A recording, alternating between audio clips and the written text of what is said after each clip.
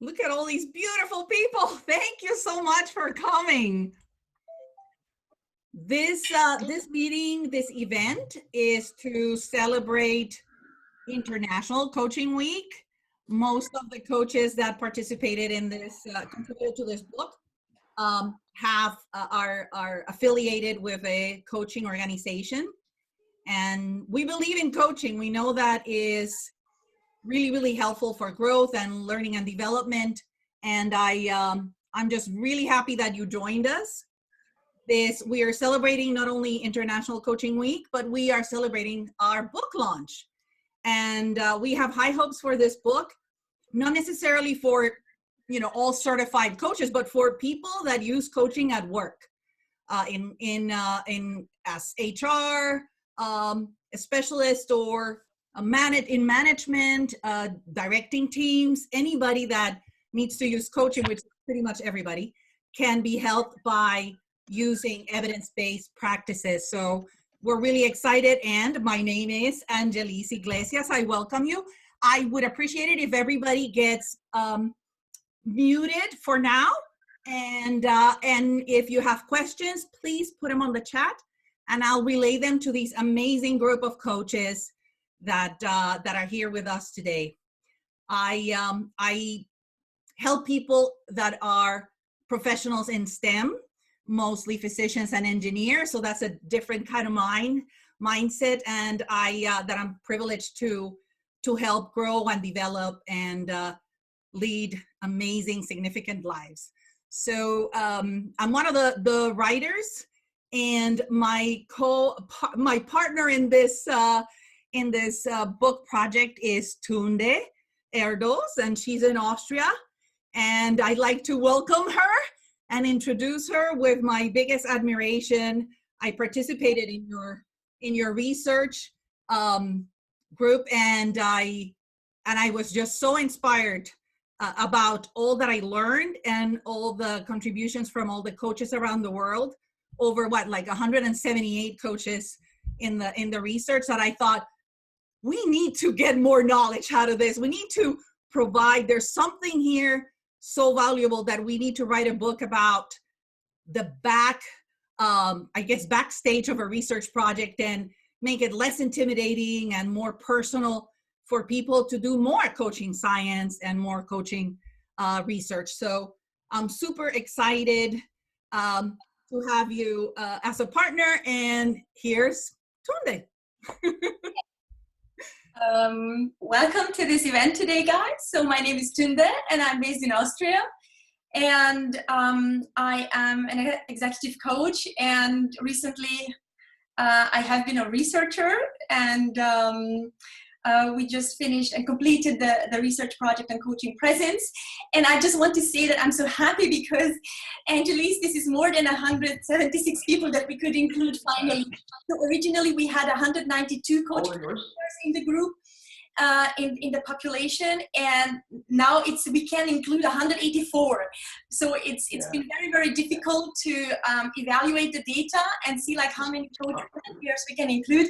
But just for everyone to know, so this is 184, finally 184 coach client pairs in the project. So what is so special about the research project per se, before we come to the book, is that we use technology. So we used, so to speak, artificial intelligence to measure something that we thought we could not measure, which is presence.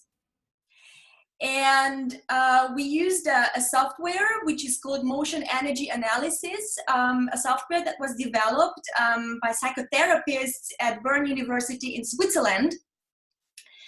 And this software is a validated tool and is looking into the spontaneous responsiveness between two people who are having conversations.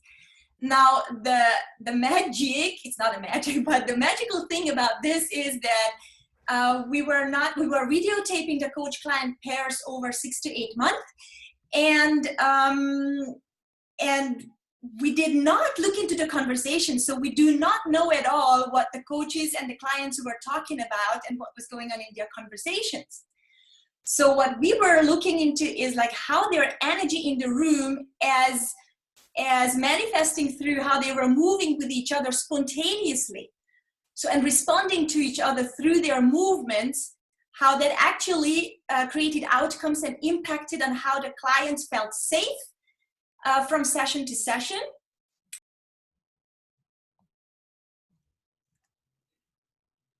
Process research and using technology, and we are finished with the data analysis, and I'm very happy to present. So we are writing up the article right now to submit it to a journal next week. And what has been really fascinating is that Angelise contacted me in the middle of the project while I was just about to complete a data collection phase, and she said, "We need to write a book about this." And I remember telling her, "Well, hold your horses, because I'm not there yet. We are not there yet. We can't write anything yet." And that's how actually the idea was born. And then we said, okay, so the best way to create value is not like by presenting figures, but by inviting coaches and their clients to tell their stories about what they experienced, how it was, what their learning was, what were the struggles, the challenges in a massive research project like this, and why the hell did they keep going, and why did they not throw in the sponge when actually I know very well how difficult it was for them to stay in the process. So what kept them inspired to not leave the process, but rather stay in the process, complete it? What was the value that they thought, that they saw in completing the project with me? And we have 7 coaches here today. 13 coaches contributed to the book, 6 clients contributed to the book with their stories, and 7 coaches are present today. And when I'm shut up, I will actually give the floor to them one by one, and they will tell us a little bit about the value and how they like to appreciate the book and what they believe that it can contribute to the world out there. So so basically this is it. And why do I believe that this has got value? Well, I don't know, honestly, and I don't want to use COVID as a hook to present it like that. This is in times of COVID, we need a book like this. I don't think so. I think that we need a book like this. We would have needed it 10 years ago, maybe not. What I just want to say is that how actually what I experienced through connection with the coaches, and they with their clients, and I with the international coaching buddies who have supported massively this project, how our connection has created the commitment. And that is something that left me stand in awe, because it's not the other way around. It's not that we have commitment first to something and then we grow into connection. So no, it's kind of the other way around, that when we connect with each other, then beautiful things can happen, because the book project was not planned. It just came as a natural flow of what I had started out to do, keeping the focus on just completing the project, when at a certain moment, like Angelise was knocking on the door and saying, "Tunda, I think we should write a book about this." Maybe Angelise, before we give the floor to the coaches, don't you want to say a few words about why you felt motivated to ask me to propose that we write a book? I saw it as a way to validate our profession, actually, because people most people have a generalized concept of what a coach is, and sometimes it's not a very good I guess impression. So in order to elevate the profession, we need to train the professionals, support them. And one of the ways that I saw that we all grew so much being part of this research was to participate and know all of the different details of what a research project involves, and how we can create new knowledge from foundational knowledge or science that's there, because that's really what a scientist is, right? We are curious about, we know we have the knowledge of the of studies of the previous knowledge that others have developed, but then we're always curious what else, because our population changes, our needs change, the needs of our clients. So it's something that every professional, not even certified coaches, so to speak, but anybody that coaches within their realm of their role in their occupation should coach with through evidence-based practices. I am sorry, I'm a little distracted because so many people are coming in. I'm really excited about that. But yes, so I thought this was a very good opportunity. I didn't want to miss it, to collect the knowledge that all of these coaches gained through being part of the process. And most of them had never done research, and others were not very technically inclined. And this was a heavy technical project. I mean, it is amazing. The technology that we used is cutting edge. And maybe Tunde can tell us a tiny little bit about that before we go into talking with the coaches. Would that be okay? The technical bit, maybe just a little bit. So this, address this, that like it's called motion energy analysis. And basically what the software did is it was comparing pixels. So we took segments, video segments, we isolated them, always of course the same so that they are comparable, and then the software would run and would compare 5-second segments with each other. And so it's frame by frame, frame by frame comparison of movements. And then what we also did is, so in the first step, we isolated sessions and isolated segments that we wanted to have analyzed. But then what we also did, we told the computer, and now you just analyze and compare all the movements across all the time segments, across all pixels, all the parameters, to make sure that we can distinguish what is a random movement, because how do we eventually look into presence, right? Because a movement can just be any movement. I can just lift up my cup to take a sip of water or coffee or something. How can we isolate random movements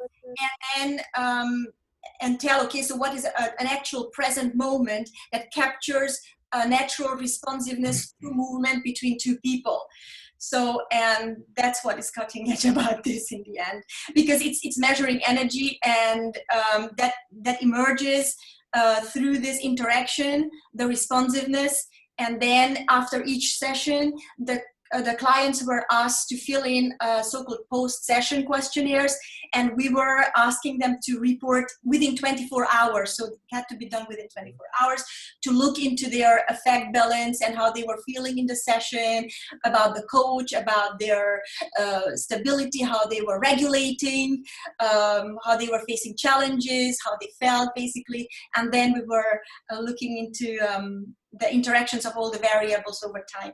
But this is all research jargon. I don't think that this is important now. I think that the voices of the coaches who participated, and why it's relevant to participate in such a complex and technologically fraught project, it's more valuable than speaking about the results, which will also be published. This is coming out in September, then, the results per se. But this book is really specifically about why inspiring coaches to please do research. We need it for the credibility of our profession.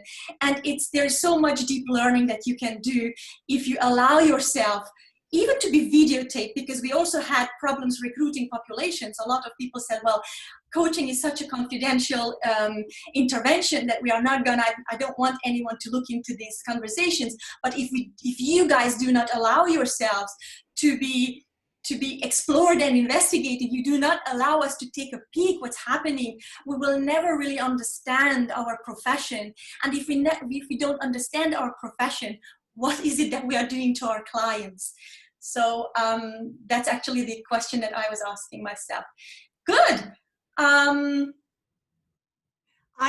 just want to add something about also what the book project was that we hope to help professionals. really more than wanting to expand the science of coaching. It was more of an experiment in how people can collaborate in science.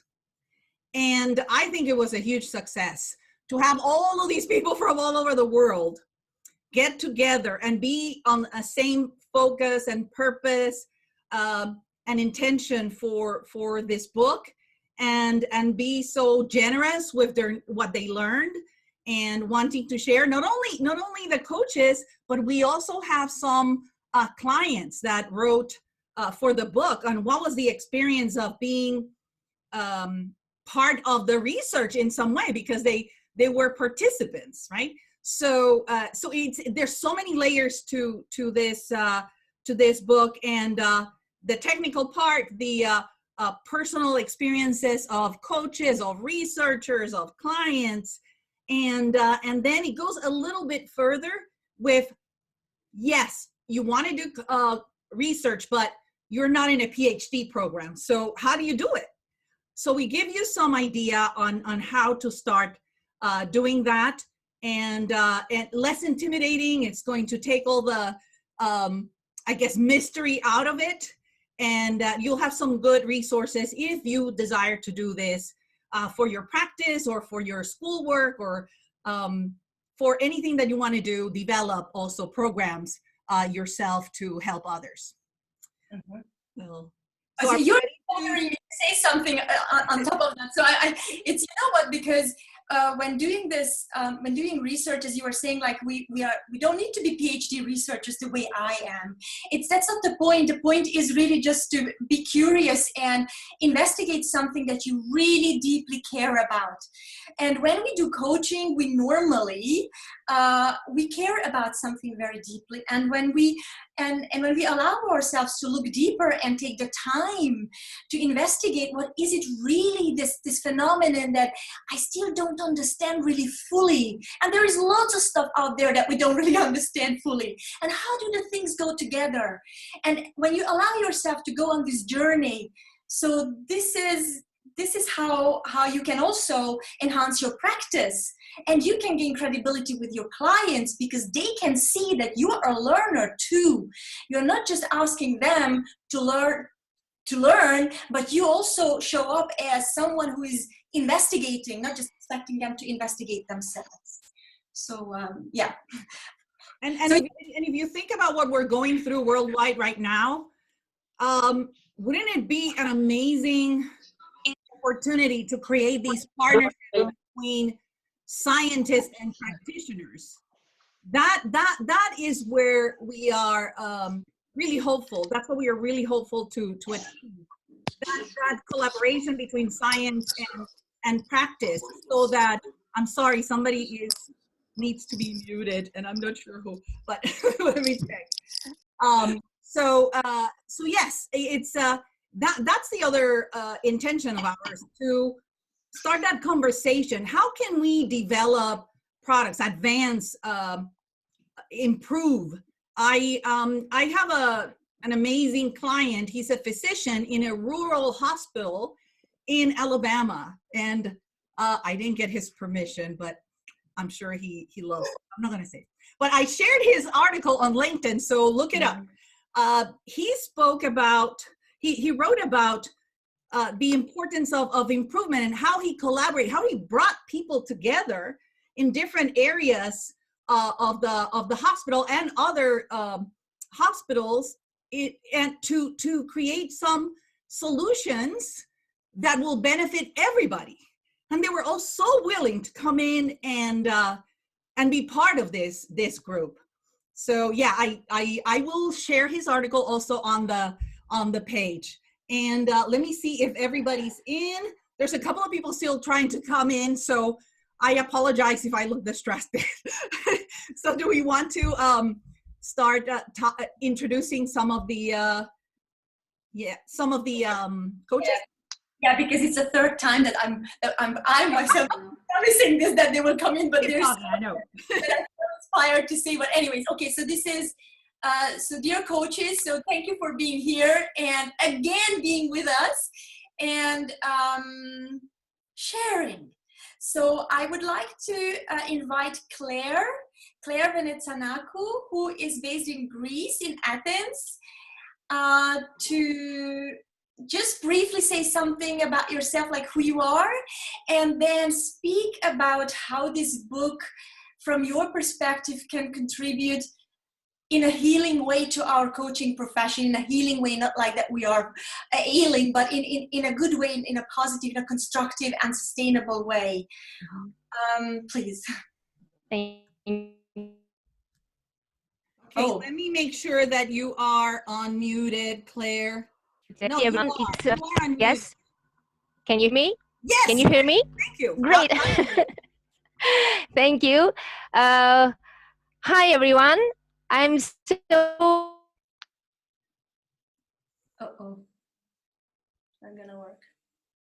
Yeah. Okay. I'm so sorry, Claire. Would you? Can you hear me now? Oh, why? I can see you now. Okay, let's try one more time. Can you hear me? Yes, yes. Okay. I enjoy being here with you today. We are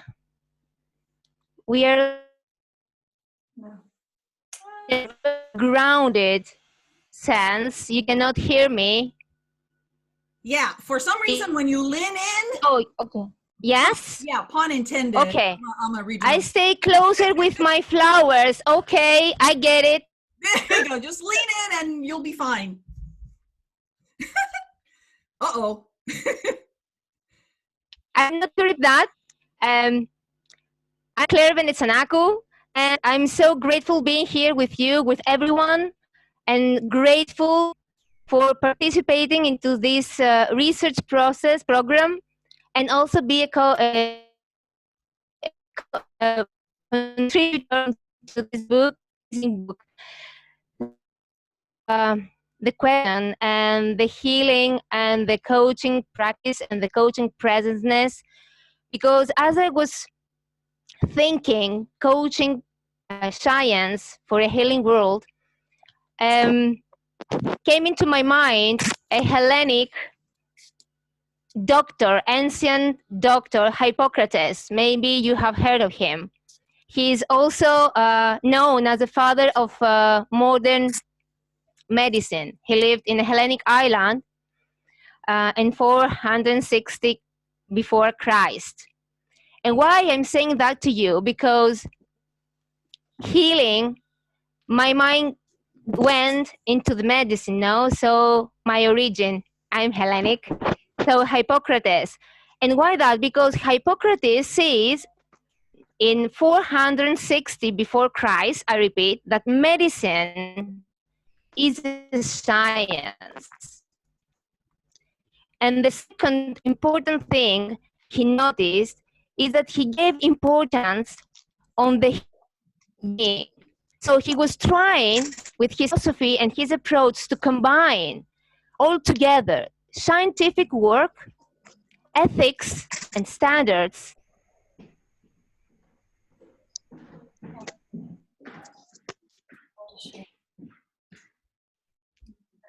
I am so sorry. No, here? Okay, I'm here.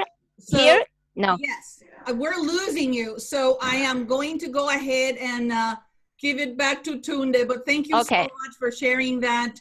And if you want to know more about this beautiful story and program that Claire has developed, it's part of one of our bonuses. When you purchase the book, you get all of these amazing ebooks, bonuses from all of the coaches. And Claire was one of the ones that gifted everybody that buys the book, one of them. So thank you, Claire. Appreciate it. Thank you. Yeah. Okay. Sorry, I failed to finish, but okay, maybe later. Thank you. This is unfortunate, but we go with the flow, right? This is what we learned in the project, that we just, respond. We're in the dance, right? The dance, because may I continue to dance or not?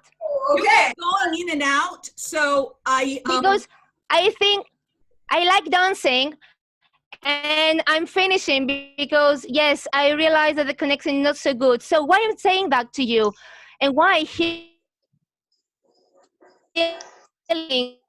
came to my I'm mind so sorry, hypocrisy, because Claire. it's not healing. It also Please gives forgive me the how you sense. muted because you keep going in and out, so we do not understand what you're saying. Okay. So I really appreciate it, and definitely will be sending people to know more for your bonus. Okay. Patricia Verwey, can I invite you Yes. to speak next? So you are based in the Netherlands, and so basically, I invite you to also speak about like what is the value of this book for you, and how do you think that it can contribute to our profession and beyond our profession out there. Yes.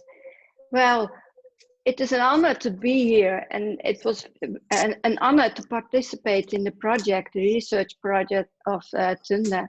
You know, I love coaching, and it hurt me so badly that the credibility of the coaching profession is under pressure. So I told myself it is an unprotected and unregulated profession.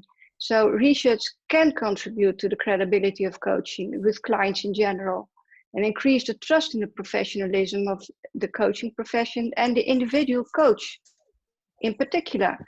So I expect that research can foster our credibility, and as we attempt to understand our practice more deeply by investigating two specific phenomena.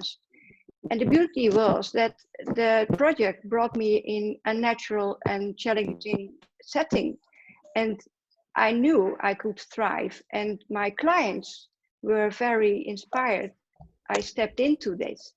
So 3 of my clients agreed to step into the project with me.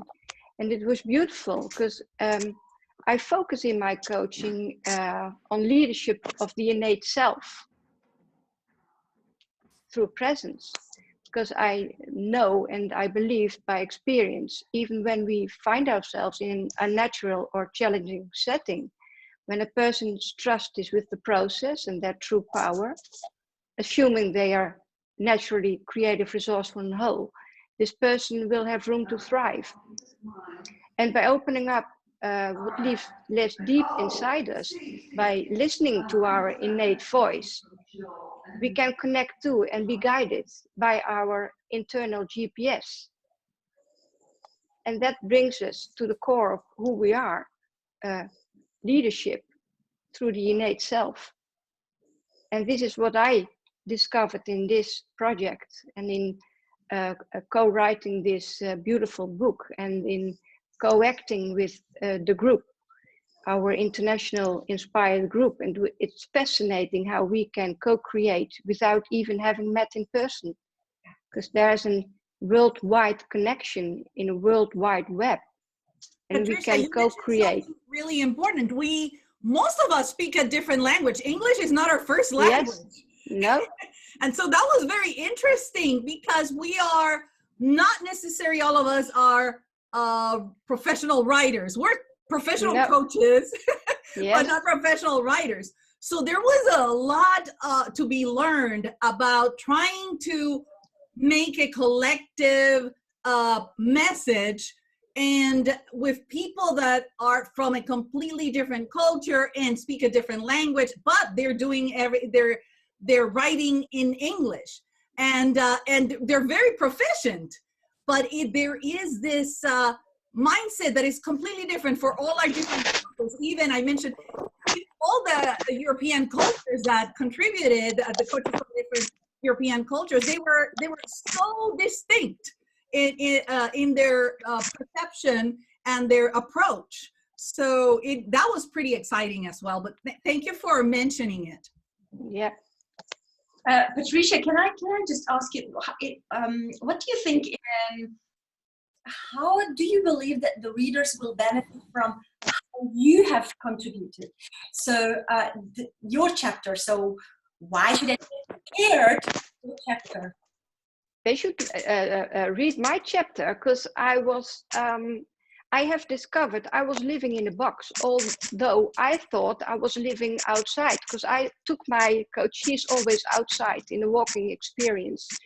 because I thought walking around can clear your mind, can open and free your emotions. And I had to step inside with my clients in this unnatural laboratory setting to have this research done. And I felt like imprisoned, and I felt like encaged. And nevertheless, I discovered that we had some sort of a pressure cooker effect, because you can go nowhere. It's this moment where you are in with your client, and it has to happen over there. And it was sort of magnified by the moment. So my clients had to step out to go there, to go beyond their borders. And it was impressive and surprising how this worked out. So this was a very unnatural and challenging setting, and we thrived, both my clients and myself. And I have grown as a coach because I have understood that I can create both worlds. I can combine them, and I can elaborate with my clients for what's best suiting for them. So we can create magic. So I think my story is inspiring for others to step out of their perception of how things should be. Beautiful. Okay, thank you, Patricia. Angelis, is there a way, we haven't discussed this actually, so how are we going to handle questions? Is there any room that we can allow for some questions to be answered? Yes, it's 10:33 in Central Texas. I mean, yeah, in Austin. So we have about 27 more minutes.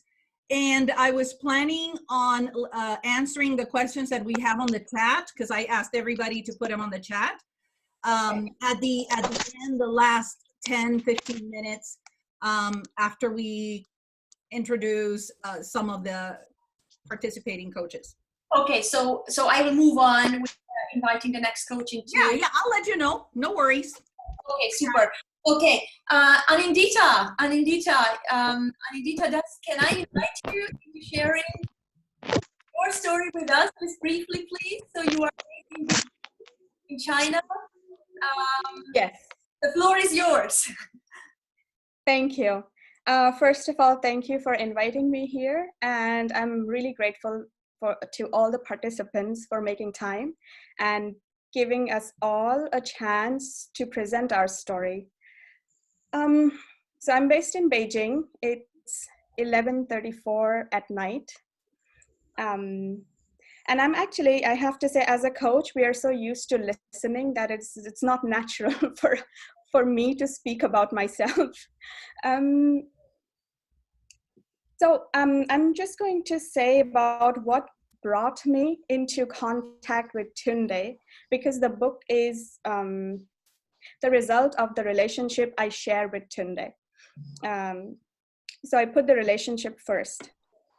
And why I was interested is when I was studying my second year of coaching, my teacher gave me a book. It was called Coaching Presence. And we had to write an assignment on coaching present. And it was really, really difficult because in coaching literature, there is not enough available on coaching presence. Although presence is, it has been touched upon in many other disciplines like medicine, therapy, even spirituality, even alien presence, but not in coaching literature. Yeah, there was just one book I had to fall back on to write all my assignment. And suddenly, but this was my favorite book. Presence was my favorite topic. And it just so happened that Tunde wrote me a message that she wanted to do this research on coaching presence. And I thought, this must be destiny, because presence is something that I really look up to, as I'm really curious about what is presence. And there I get an email from her, so I have to do this. I can't say no to this. So that is the story of why we started talking about it. Then Tunde took me through the entire process of how it works, how I should work, the technology, the ethics, the administration part and everything. And then, and then eventually it got to write, do you want to write a book? Do you want to be part of the community of writing a book about it? And I said yes. So it has been like a journey of saying yes, yes, yes, yes, yes to Tunde. And now we are. Thank you very much. I've never seen it this way. Okay, so thank you for saying yes, yes, yes. Anindita, what is the biggest value, in a similar way, that you believe that this book can contribute to clients and any reader that is interested in picking it up, and like in HR, coaches, leadership developers? Tunde, I haven't done a lot of, to be honest, I haven't given so much of thought as to how it is going to comprehensively give to the society at large. What I can just say is, so much wisdom coming in, not only through the presence, through the coaching presence research, but also through all the coaches that have contributed with their wisdom, their knowledge, their growth journey is in any way going to add to the collective wisdom and knowledge. Anyone, it does not have to be specifically to HR, specifically to coaches, specifically for this group of people. I think that is all, boxing people into different categories. No, I think this book is anyone who reads it, just the wisdom of it will contribute to the growth of the person psychologically or mentally, because there is so much of us involved in it. There's so much of passion, there's so much of time we have contributed, and you've contributed with the research, and everyone has contributed. I think it's will not go waste. Okay. So what I'm hearing is that you're saying growth. So there is this growth element that you believe in, right? Yeah, that is just my chapter. What I've written is growth. Growth, all coaches know, is stands for, G stands for the goals, R stands for, I'm forgetting, can the coaches help me? Reality, Yes, opportunity. reality, opportunities, and the way forward, or will. Thank you. Will. What I've done is, this is theory, and I have a lot of respect for coaching theories. But what I've done is I've made it my own, and I have put a twist on the grow concept. I've taken G is for getting started. So saying yes to things.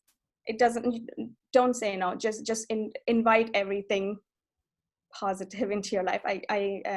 G is for getting started. R is for resilience. So there were times when it was difficult, and just sticking through resilience and supervision helped me get through this. I was investing about 8 months to this entire to the project. O is for onwards, upwards, and forwards. So because I stuck through resilience, it just moved me forward in ways that I had not imagined. Just onward, upward, and forward. That is the superwoman feeling. And W is the wish for the future. It has a place in the sense that now we are collaborating on the book, but my wish is that more and more coaches would collaborate on topics that matter and that have a meaning. So that is my growth. That was my growth journey during the project, but these are also my wishes, and that is reflected in the book. Now it's clear what you wanted to say about what the value is. You see, you could articulate the wish that you have with this book. So great. Thank you, Anindita. Thank you so much. So I think we'll move on to the next coach, Grace Q, based in the UK. The floor is yours. Hi there, good afternoon or good evening, wherever you are. Thank you very much for allowing me to, this opportunity to be able to share how I've experienced the journey. It's been a very, very interesting and learning journey in different ways, but I'll pick out the key ones that have really been valuable to me. It's been a journey where I have had to, and I think it's something that I will ask people who are coaches or training to be coaches to be thinking of. The biggest thing for me that I had to do was to allow myself to be vulnerable. And I think Patricia slightly touched on that, because when you allow yourself to be vulnerable, it actually puts you in a position where you, as a coach, have to accept that there is something that you still need to build on and become better at, and you don't know what it is. However, through this research project, I got to personally find out what I was letting myself become vulnerable to. And I'll give you an example. In one of the coaching sessions with my clients, I actually noticed, as time was building from one coaching session to another, I was becoming more and more aware of myself as a coach and how I was behaving. How present was I in that coaching relationship? What was the impact of me within that coaching relationship with my client? I was challenged once where, and this is it's in my chapter as well, where I was actually in agony. I had hurt myself, I had hurt my back, and I had to record a session with my client. I refused to cancel it because I knew we had to get this done. So that meant I had to change my sitting position. As a result of the pain that I was getting through my back, my presence was not the same as it had been 2 or 3 weeks earlier, because my presence was more with my backache and not my client. And that reflected as well on that particular coaching session and what my client got out of there. To be honest, if I was sitting back and watching it, it was actually not a successful coaching session because I wasn't present at all. So really, in terms of what would you get out of this as readers, I think it will inspire you. It will inspire you to become curious. I know you are curious, but it will inspire you to think, hang on a second, what is it about coaching that we all talk about that needs to get better? What can we review? What needs to be improved? And this will then help to validate coaching as a profession.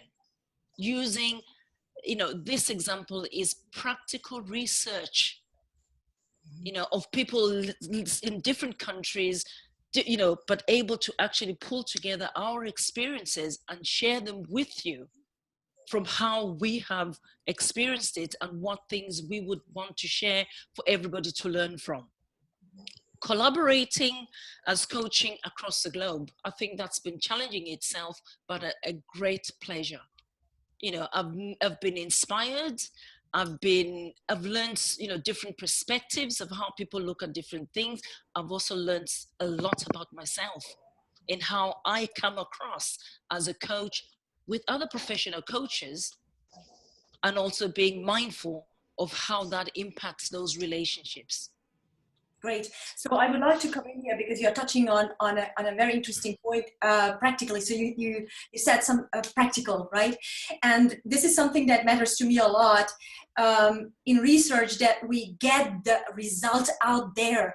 I have the sense that when I started researching, my mind was blown because I was like, I didn't know all this stuff, but this knowledge is all there and it's not being shared. It's not being distributed. It's not accessible really. So my passion is about how can we make it practical and accessible to people so that they can apply it? Because if we should just shelve it somewhere, well, we would have an accolade here and there and a nice crown on our heads because we have this and that, but this is not gonna help either the profession or the clients or ourselves, as Anindita was saying. Yeah. And that is why it's so powerful. It's based on real practical experiences of coaches and clients sharing exactly how, what we learned and what things we need to reflect on. Okay, excellent. Thank you, Grace. And just seeing that we are running short of time, so and I've got 3 more. Thank you. Thank you. Okay, and Nanda Kumar, who is in India, Let's see if Nanda can access our Zoom room here. Nanda, are you there? Nanda, you're unmuted. Can you hear us? Can you speak? I know he's been trying to come in and out a few times to fix the audio. Are you there? I thought I heard something. Okay, so let's use the time to move on to the next one. So I would like to invite Sari Vutoniemi from Finland to say a few words about how she believes that this book contributes to our coaching profession and what's the value that her chapter contributes to the readers' growth. I love how Anita was speaking about growth. So Sari, welcome. Thank you so much, Tunde and Angelis, and thank you for making this all happen. It's amazing. It has been an amazing learning journey to be part of this book project and also the research project, and I'm very grateful for that. Well, my passion is really to help people to realize their true potential, and that's the reason why I became so curious about this, being part of this as well. How it really happens. so that is my constant curiosity of finding out more about that.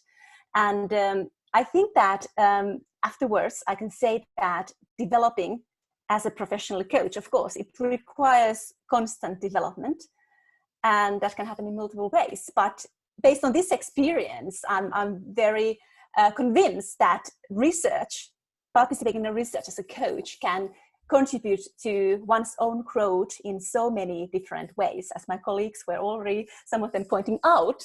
So to help yourself to be more self-reflective and learning what's really going on in a coaching relationships, beyond words or beyond what you can yourself observe. So I can go on and go on how many, in different ways, it actually helped me to grow as a coach. And I'm very excited about that opportunity. And being open for, what each client can teach us. It's so very important.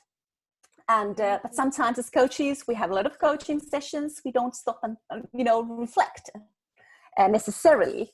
But this research project really gave me the opportunity to do that in a very, very structured way, with the feedback from you, Tunde, which was very valuable, with all those things that we found out from the research. So something that you can't actually access without participating in a research project like this. I have to add, Sari, that Tunde is a very good editor, and she helped every one of the coaches, except me, I don't know why, but every one of the coaches to develop their own style and message through relating their experiences. So that was incredibly valuable by itself. And also, I have to mention again, all of them have gifted everybody that buys the book an ebook with their own special flavor of coaching and method.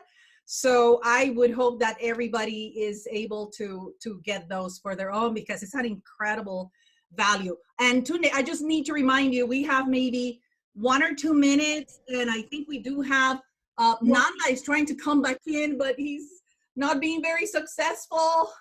And, okay, and we still have, I think, Sandra, and maybe, I'm not sure who else.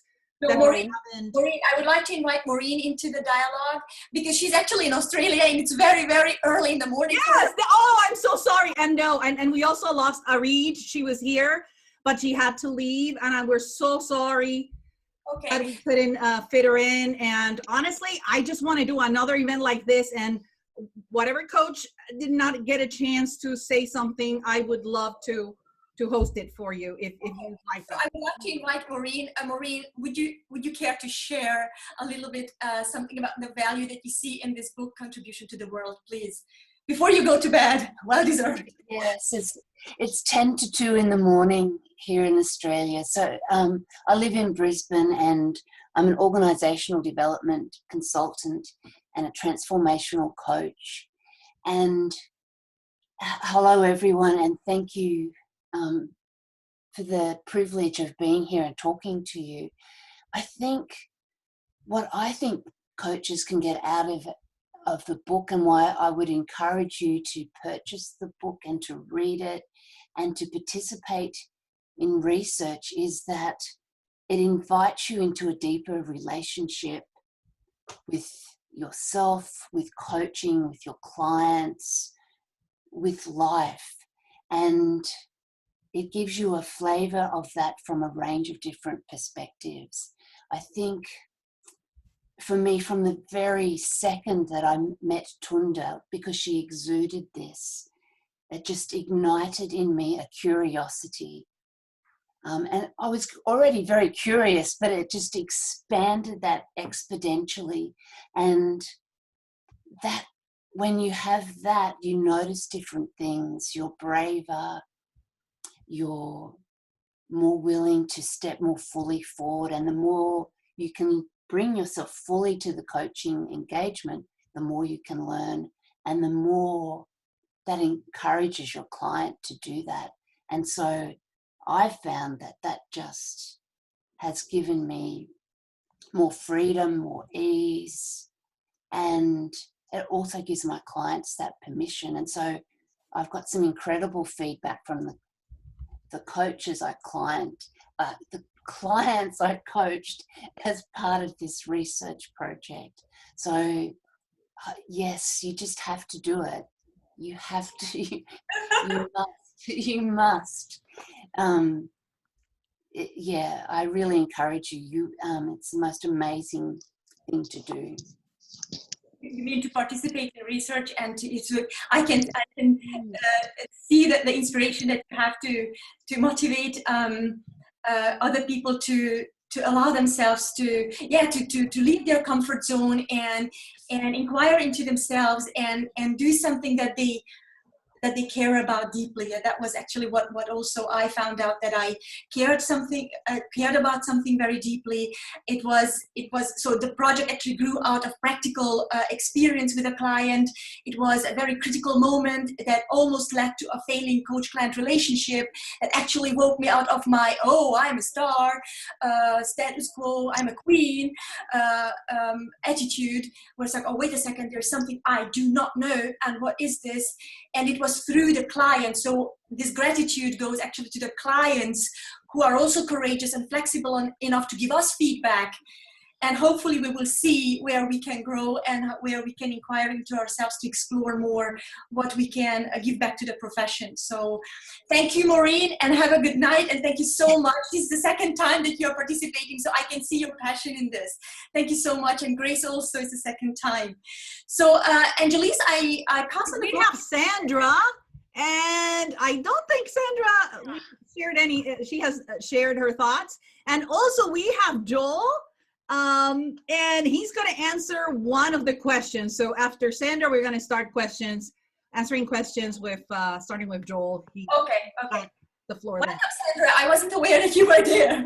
Sorry for you. So I'm an executive and team coach based in the UK, and have been long passionate about coaching presence. So when the project came up, there was kind of no question that I wanted to be part of it. Keeping it brief, you know, I went into the project not trying to be perfect, but actually trying to experiment in a number of particular areas. And for me, I tend to do a lot of note-taking in coaching, so it was to release that, and also to invite the clients to do much more of the reflection. So there were two pieces there. There are other elements around you kind of being much more courageous about leaning into the unknown, and also learning to be much more at ease when things didn't go as well. So there's the things that I was trying out in the coaching. To what people will get from this, I'll call out three things. You know, one which is relevant to coaches, to managers, to HR people, is about some very different insights and experiences of different coaches and styles. I mean, we've heard it today with the coaches who've been present. And secondly, it's, you know, an awareness for coaches in particular to reflect on our unexamined assumptions. I mean, Patricia's talked about the doing it outside and then being inside. You know, I'd had an unexamined assumption that for years around taking notes for my client. And that's had a big impact looking at those. As a coach, it would encourage people to think about, well, why am I doing some things? But I think also as a buyer of coaching services, to ask your coaches, why are they taking particular approaches?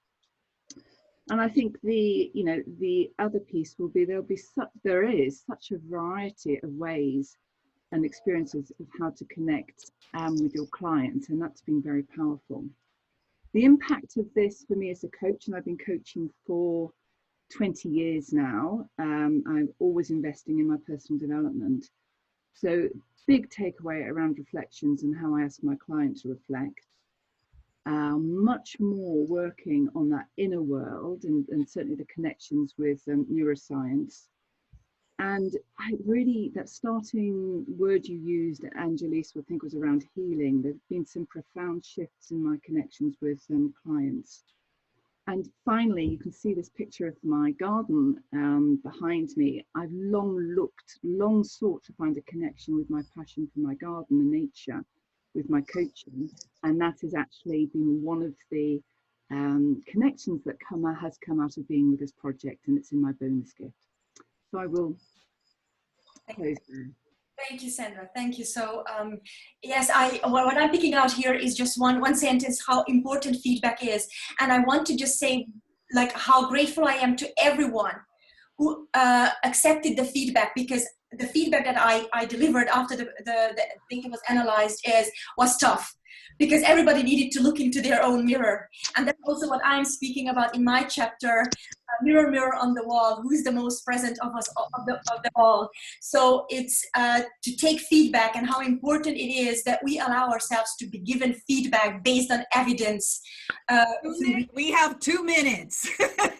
Okay, and then Joelle. So the rest Joelle. There you go. So Joel is going to answer one of the questions, which was, what universities are doing coaching research? And no better person to answer that, because Joel, he is the ICF Global Coaching Science Director. Did I get that right? Yeah, that's good. Thanks, Liz. Yeah. So probably the biggest 3 universities, probably the top is University of Sydney in Australia. They have 3 professors there. With the passing of Tony Grant, Sean O'Connor is taking over that program, and Michael Kavanagh is still there. And then they brought on Liz King to round out the 3rd position there.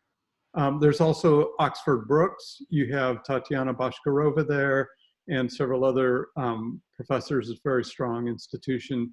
And then Henley Business School, Jonathan Passmore, Rebecca Jones are there, and several other folks. So those are some of the big ones, but there's a lot of work, being done at other universities as well. VU Amsterdam,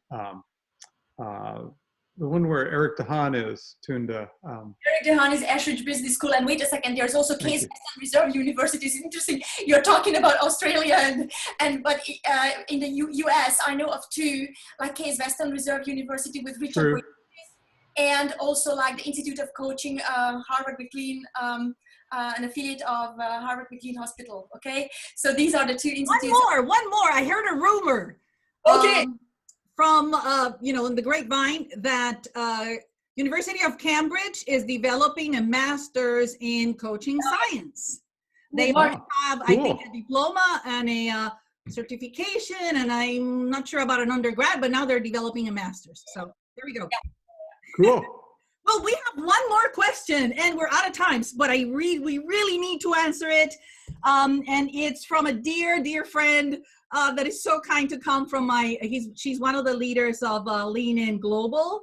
And she's asking one question about the research and how we kept the privacy and confidentiality when we're videotaping a coach and a client. And I wish Michael was here. He wrote one of the chapters, which is brilliant, on all the technology and how to take care of all of these things. But Tunde, would you like to answer that? I would love for you to do that. Well, of course I can answer that because we had an ethics approval from the ethics board at the Free University in Amsterdam. And how did we do that? So what we did is we created an app, a dedicated app that would, number one, remove the audio from the video material.